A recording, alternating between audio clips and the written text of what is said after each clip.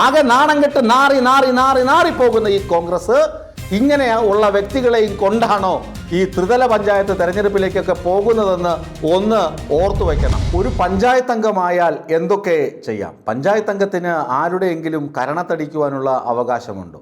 നമുക്കൊക്കെ ഉള്ളതുപോലുള്ള അവകാശങ്ങൾ മാത്രമേ ഉള്ളൂ ജനപ്രതിനിധിക്കും. ജനപ്രതിനിധി ഒന്നുകൂടി സേവന മനോഭാവത്തോടു കൂടി ആളുകളെ സേവിക്കണമെന്നാണ് വയ്പ്. പക്ഷേ ഈ പഞ്ചായത്ത് അംഗം എന്ന് പറയുമ്പോൾ കഴിഞ്ഞ ദിവസം ഞങ്ങളൊരു വാർത്ത സംപ്രേഷണം ചെയ്തിരുന്നു. പ്രേക്ഷകർ അത് കണ്ടിരിക്കും.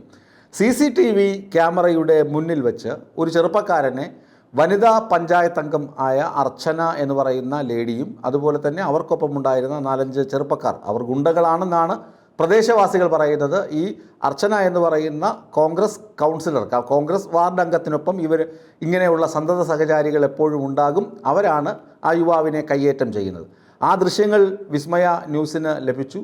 വിസ്മയ ന്യൂസ് ഇക്കാര്യത്തെക്കുറിച്ച് അന്വേഷിച്ചു. ആ മർദ്ദന വിവരങ്ങൾ പറഞ്ഞ് ഞങ്ങളുടെ ചീഫ് എഡിറ്ററായിട്ടുള്ള ശ്രീ രജനീഷാണ് ഈ വാർത്ത റിപ്പോർട്ട് ചെയ്തത്.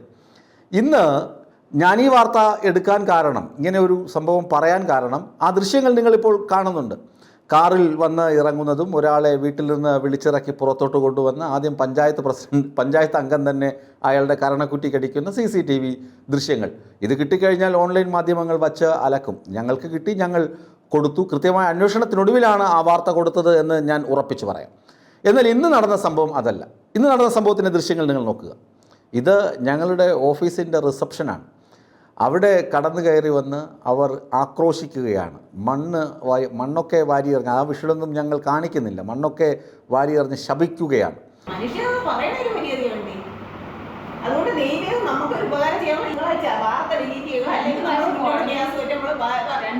ശപിക്കുകയാണ്. എന്താണ് കാരണമെന്ന് ചോദിച്ചാൽ, ആ വാർത്ത കഴിഞ്ഞ ദിവസം ഇവരൊരു ചെറുപ്പക്കാരനെ അടിച്ച സംഭവത്തിൻ്റെ വാർത്ത ഞങ്ങൾ സംപ്രേഷണം ചെയ്തു, അല്ലെങ്കിൽ പ്രേക്ഷകരുമായി പങ്കുവച്ചു.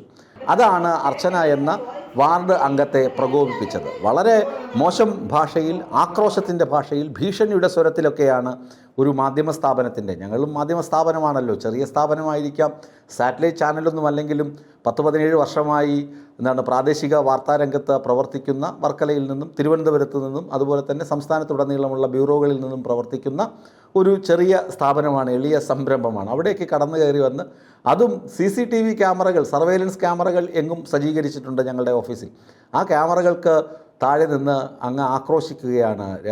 രജനീഷുണ്ട്, അതുപോലെ ഞങ്ങളുടെ ക്യാമറാമാൻ അവിടെ ഉണ്ടായിരുന്നു. അവരെയൊക്കെയാണ് ആക്രോശിക്കുന്നത്. ക്യാമറാമാനോട് അതിൽ വന്ന ഒരാൾ പറയുകയും ചെയ്തു, ഞാൻ തന്നെ അന്വേഷിച്ച് വീട്ടിൽ പോയിരുന്നു, നമ്പരെങ്കിലും കിട്ടിയിരുന്നെങ്കിൽ തന്നെ ഞാൻ വിളിച്ചേനെ, നിന്നെ അവിടെ ഒന്നും കണ്ടില്ല എന്നൊക്കെയാണ് പറയുന്നത്. കാരണം ക്യാമറാമാൻ ആ ഭാഗത്താണ് താമസിക്കുന്നത്. ക്യാമറാമാൻ അവിടെ വെച്ച് കണ്ടാൽ അവിടെ വെച്ച് തല്ലുക ആയിരുന്നു അവരുടെ ലക്ഷ്യം. ഇങ്ങനെയാണോ കോൺഗ്രസിൻ്റെ പഞ്ചായത്ത് അംഗങ്ങൾ പെരുമാറുക? അല്ലെങ്കിൽ ഇങ്ങനെയൊക്കെയാണോ അടുത്ത തെരഞ്ഞെടുപ്പിനെ നേരിടാൻ പോകുന്നത് എന്നൊക്കെ പാർട്ടിയുടെ മുതിർന്ന നേതൃത്വം ഒന്ന് വിലയിരുത്തണം. ഇങ്ങനെയുള്ള ആളുകളെയാണോ നിങ്ങൾ സ്ഥാനാർത്ഥിയായി വയ്ക്കുന്നത്? എന്തായിരുന്നു ആ സംഭവത്തിന് കാരണം? ഈ അർച്ചന എന്ന് പറയുന്ന വാർഡംഗത്തിൻ്റെ സഹോദരിയെ കല്യാണം കഴിച്ച ചെറുപ്പക്കാരനെയാണ് ഇവർ ഗുണ്ടകളെ കൊണ്ടുപോയി മർദ്ദിക്കുന്നത്. എന്തോ ഒരു കുടുംബ പ്രശ്നം അവർ തമ്മിലുണ്ട്. ആ കുടുംബ പ്രശ്നം പരിഹരിക്കാനാണ് പോലീസ് ഉള്ളത്, ബഹുമാനപ്പെട്ട നീതിപീഠങ്ങളുള്ളത്. അവിടെയൊക്കെ പരാതി കൊടുത്തിട്ട് അവരത് പരിഹരിച്ചുകൊള്ളും. പഞ്ചായത്ത് അംഗം പോയിട്ട് അയാളെ ഗുണ്ടകളെ വെച്ച് ഭീഷണിപ്പെടുത്തുകയും അടിക്കുകയും അല്ല ചെയ്യേണ്ടതെന്ന് നമുക്ക് ഏവർക്കും അറിയാം. അതുപോലെ തന്നെ ഒരു മാധ്യമ സ്ഥാപനത്തിൽ വന്നിട്ട് നിങ്ങൾ കൊടുത്ത വാർത്തയിൽ എനിക്കും ചിലത് പറയാനുണ്ട്, അല്ലെങ്കിൽ പറയണം, എൻ്റെ വെർഷൻ എടുക്കണം എന്ന് പറയുന്നതൊക്കെ ന്യായം. അത് സ്വാഭാവികമായി ന്യായം തന്നെ. ഞങ്ങൾ ആ വാർത്ത സംപ്രേഷണം ചെയ്യുന്നതിൻ്റെ അടിസ്ഥാനം തന്നെ ഒരു പഞ്ചായത്ത് അംഗം, സാധാരണ പൗരൻ, സിവിലിയൻ, സാധാരണ ഒരു പൗരനാണെങ്കിൽ ഒരുപക്ഷെങ്കിൽ ഇതൊരു അടിപിടി കലാശമായിട്ട് മാറിപ്പോകേണ്ട ഒരു വാർത്തയാണ്. പക്ഷേ ഒരു പഞ്ചായത്ത് അംഗം ഉൾപ്പെടുമ്പോൾ അതിൻ്റെ ഡൈമെൻഷൻ മാറുന്നുണ്ട്. ഇപ്പോൾ രാഹുൽ മാങ്കൂട്ടത്തിൽ ഈ പഞ്ചാരയടി, എല്ലാവരും പഞ്ചാര അടിക്കുന്ന വ്യക്തികൾ തന്നെയാണ്. പഞ്ചാര അടിക്കും, അല്ലെങ്കിൽ എന്തെങ്കിലുമൊക്കെ ചാറ്റ് ചെയ്യും. അങ്ങനെയൊക്കെയുള്ള സ്ത്രീകളാണെങ്കിലും ആണായാലും പെണ്ണായാലും അവർ അങ്ങനെയൊക്കെ ചെയ്യുന്ന ആളുകളാണ്. പക്ഷേ ഒരു ഉത്തരവാദിത്തപ്പെട്ട സ്ഥാനത്തിരുന്നത് കൊണ്ടാണ് രാഹുൽ മാങ്കൂട്ടത്തിൽ അങ്ങനെ ചെയ്യുമ്പോൾ അത് ഇഷ്യൂ ആകുന്നത്. രാഹുൽ മാങ്കൂട്ടത്തിൽ MLA ആണ്, യൂത്ത് കോൺഗ്രസിൻ്റെ സംസ്ഥാന അധ്യക്ഷനാണ്. അപ്പോൾ അത്രയും വലിയ പദവികൾ അലങ്കരിക്കുന്ന ഒരു ചെറുപ്പക്കാരനായ നേതാവ് ഇങ്ങനെയൊക്കെ ചെയ്യുമ്പോഴാണ് ആ പ്രശ്നത്തിൻ്റെ ഗൗരവം മാറുന്നത്, ഗൗരവം വർദ്ധിക്കുന്നത്. അതുപോലെ തന്നെയാണ് ഒരു സാധാരണ സ്ത്രീ സഹോദരിയുടെ ഭർത്താവുമായിട്ട് വഴക്കുണ്ടാവുക എന്നൊക്കെ പറഞ്ഞാൽ ചിലപ്പോൾ അതൊക്കെ നാട്ടു നടപ്പ് അല്ലെങ്കിൽ നാട്ടിൽ ഇങ്ങനെയൊക്കെ നടക്കും. മുരുകൻ കാട്ടാക്കടയുടെ കവിത കേട്ടിട്ടില്ലേ?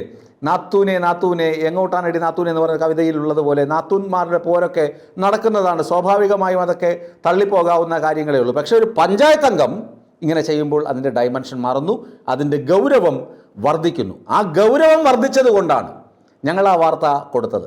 ഒരു കഴമ്പും ഒരു തരിമ്പ് പോലും അതിനകത്ത് ഫേക്കില്ല. ക്യാമറ ദൃശ്യങ്ങളിലെല്ലാം കാണുന്നുണ്ട്. കാറിൽ വന്നിറങ്ങുന്നത് ശ്രീമതി അർച്ചനയാണ്, അടിക്കുന്നത് ശ്രീമതി അർച്ചനയാണ്. അതിനകത്ത് അവർ തന്നെ അത് ചെയ്ത തെറ്റിനെ ഞങ്ങൾ പ്രേക്ഷകരുമായി പങ്കുവയ്ക്കുമ്പോൾ അത് തിരുത്തുക എന്ന പ്രാഥമികമായ ബുദ്ധിയാണ് ഈ പഞ്ചായത്ത് അംഗങ്ങളൊക്കെ സ്വീകരിക്കണം. തിരുത്തണം. അല്ലാതെ ഇത് എൻ്റെ സഹോദരിയുടെ ഭർത്താവാണ്, ഞാൻ കയറി അടിച്ചു കളയും, നിങ്ങളാരാണ് ചോദിക്കാൻ, നിങ്ങൾ അത് തിരുത്തിയില്ലെങ്കിൽ, വാർത്ത ഡിലീറ്റ് ചെയ്തില്ലെങ്കിൽ നിങ്ങളെന്താണ്, നിങ്ങളെ ഞാൻ കാണിച്ചു തരാം എന്ന് പറഞ്ഞ് വന്നൊരു മാധ്യമ സ്ഥാപനത്തിനകത്ത് വന്ന് ഭീഷണി മുടക്കിയാൽ, അങ്ങനെ ഭീഷണി കേട്ട് പത്തി മടക്കി മാളത്തിലൊളിക്കുന്ന വ്യക്തികളല്ല ഞങ്ങൾ ആരും തന്നെ എന്ന് ശ്രീമതി അർച്ചന ഒന്ന് മനസ്സിലാക്കണം. ഇത് അർച്ചന മാത്രമല്ല, പല മാധ്യമ പ്രവർത്തകർക്കും. കഴിഞ്ഞ ദിവസം മണിക്കുട്ടനെ പാവം പിടിച്ച മടവൂരിലും കിളിമാനൂരിലും റിപ്പോർട്ട് ചെയ്യുന്ന 24-ന്റെ പ്രാദേശിക ലേഖകൻ, എനിക്ക് ദീർഘകാലമായി അറിയാവുന്ന ആ മാധ്യമ പ്രവർത്തകനെ CPM ഗുണ്ടകൾ ആക്രമിച്ചു.